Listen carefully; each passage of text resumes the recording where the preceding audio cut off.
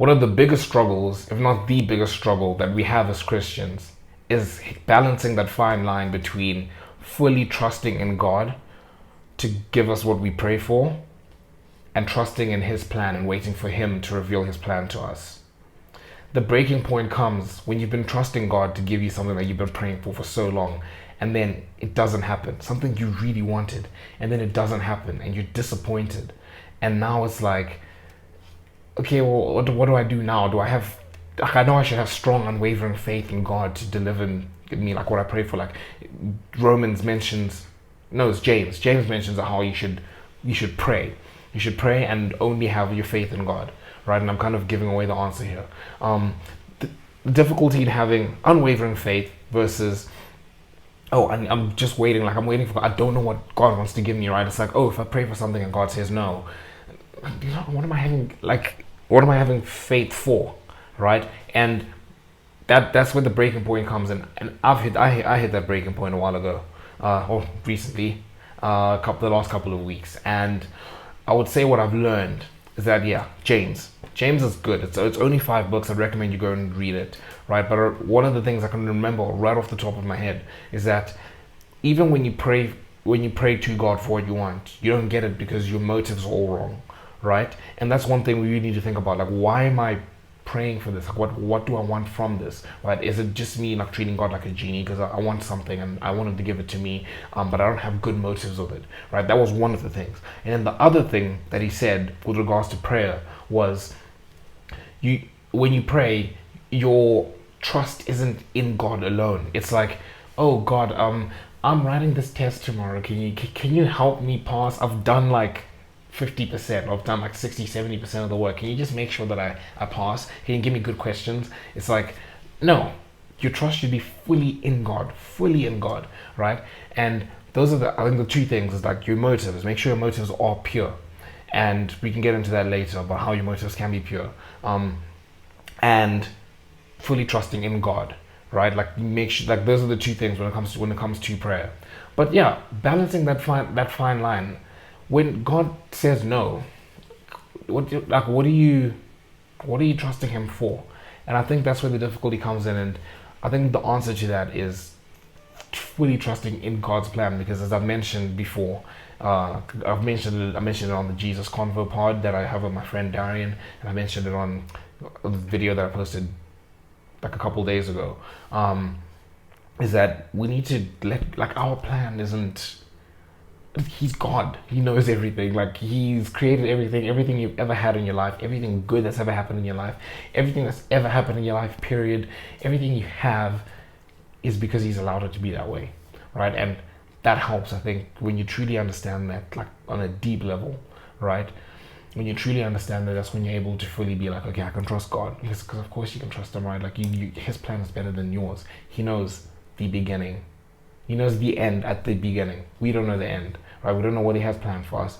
We don't know that, what we're going for. Even if whatever we wanted turns out the way we hoped it would, it probably still isn't anywhere near as good as what God has planned for you, right? And I think that's where the difficulty comes in. And if you want to know like where to read, I would say Romans, and I've been saying this over and over again, Romans. If you're struggling with your relationship with God, just go read Romans deeply, really, like fully. Like I mentioned in the other video, I heard when I was at this Connect group that like when you're reading through the Bible just for the sake of reading it, you're not going to get anywhere near as much as when you're really looking for a word from God. You go through that Bible with a fine-tooth comb, right? You'll go through every line, right? You'll be like those church girls that people make memes about, where everything is highlighted in different colors and there's notes everywhere, like the Bible is packed. And it's like, it needs to be like that.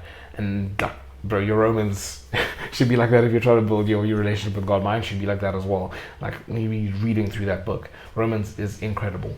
So I want to speak about Romans 8 verse 28. I'm going to speak about popular verses, because I feel like popular verses, they are popular for a reason, but people kind of just take what they want from it and they forget like the underrated parts of the verses. It's the Bible. It's a complete book.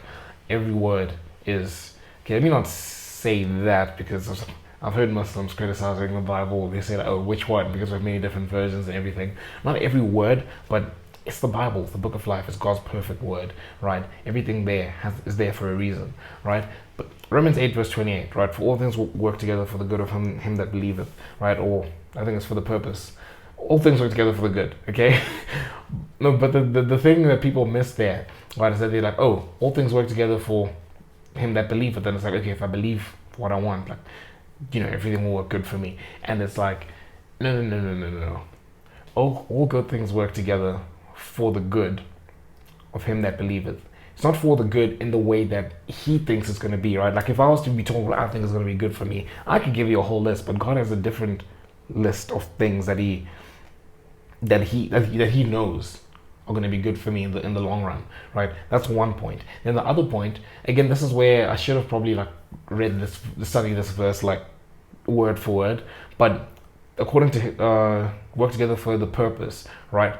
That purpose, I don't think it's talking about our purpose. It's talking about our purpose according to his purpose, right? So this is something I've been learning where we're here for God's glory, not for ourselves, right? We're here to glorify God because he's great and he's awesome, right?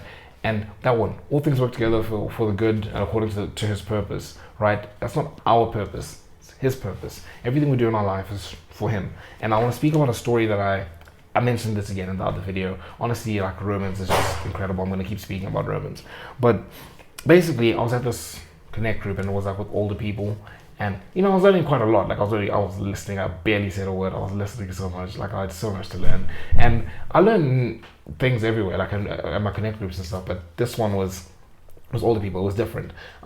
This guy was speaking about how his daughter had cancer, right? And, it's one of those things where it's like no one wants their daughter to have cancer, right?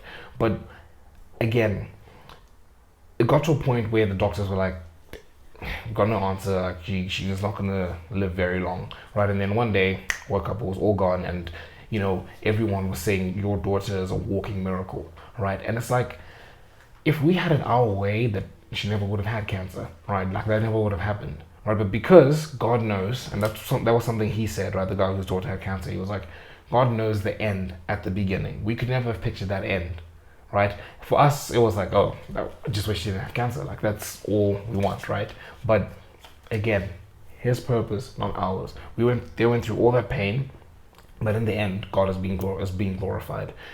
She is a walking miracle, so everywhere she goes, she's going to be telling people about that.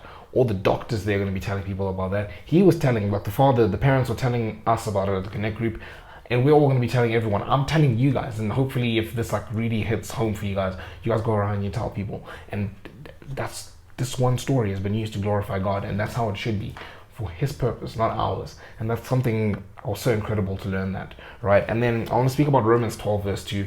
I spoke about it in depth in the other video, so I'm gonna not speak about it too much in this video. But Romans 12 basically says, do not be conformed to the ways and the customs of this world, but let God transform you through the renewing of your mind, so that you can see that his will is pleasing and perfect, right? And from that verse, what do people take away? Do not be conformed to this world, right? But then you miss the rest of the part, which is how you do it, right? And it's but let God transform you through the renewing of your mind.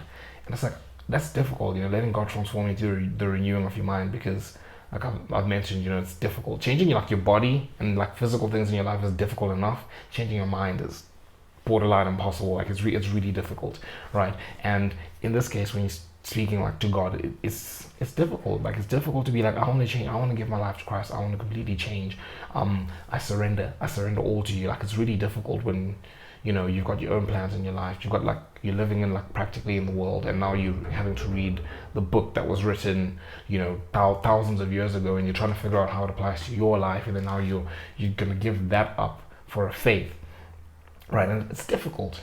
Like we have faith, but that's where I feel like our faith is truly tested, right? But it's difficult when you have a plan. You're like, okay, cool, I have faith in God, but I have my plan, and God, we should work together. And it's like, you're not working together with God, bro. God is directing. He's He set out the steps of your life. Like he knows what he wants you to do, and you follow him. We're following God. We're not working together. We're following him. We're under him, right? And that's where the difficulty comes in, because we have our own plans, right? And so the difficulty is like, how do I do that? How do I let him like transform me through the renewing of my mind?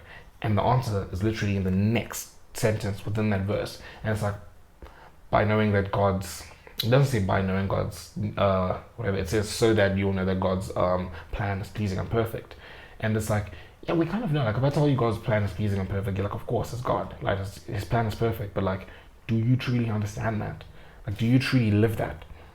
Right? And it's difficult because if you did truly live that, you wouldn't be like, I don't want to be saying you'd be perfect. Like, you wouldn't be perfect, but you wouldn't be like living like in the world, right? You'd be following God every day. You would not be like trying to chase after your own things. You'd be chasing after God's plan, right? And so the way you do that is that you truly just understand His grace. And again, I went through this in depth in the other video, but just understanding like just how great it is. This entire world has been created by Him. Everything you know, like your whole life, particularly like everything you've ever had. You know, if you're like handsome, if you've got that, if you've got money, if you're like in good shape, whatever it is, the fact that you have a functioning brain, you're watching a video on this phone, you're able, everything good that you have in your life and everything that's ever happened in your life has been because of Him. Like, fully understanding that is how you truly understand that His will. Like, He's great.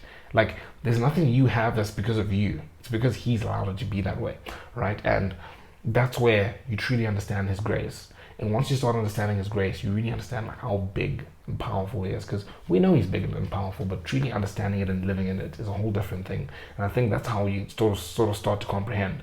I learned this from George Janko's podcast where he said, humble yourself before the Lord. Like, just realize that everything you have is it's not because of you, it's because of Him, right? And I think once you start to understand that, then you're able to really like give yourself to God. And yeah.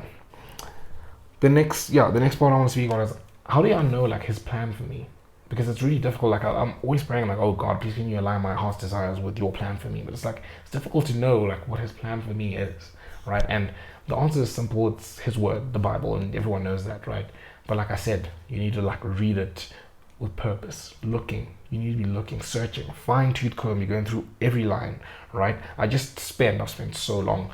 In the other video, I did spend very long. We had a whole like 1 hour session at a Youth Connect, at a young adults Connect group, where we spoke on just Romans 12 verse 2, and we didn't even have enough time to go through like everyone to speak about what they thought about the verse. Like, that's how deep it is, especially Romans.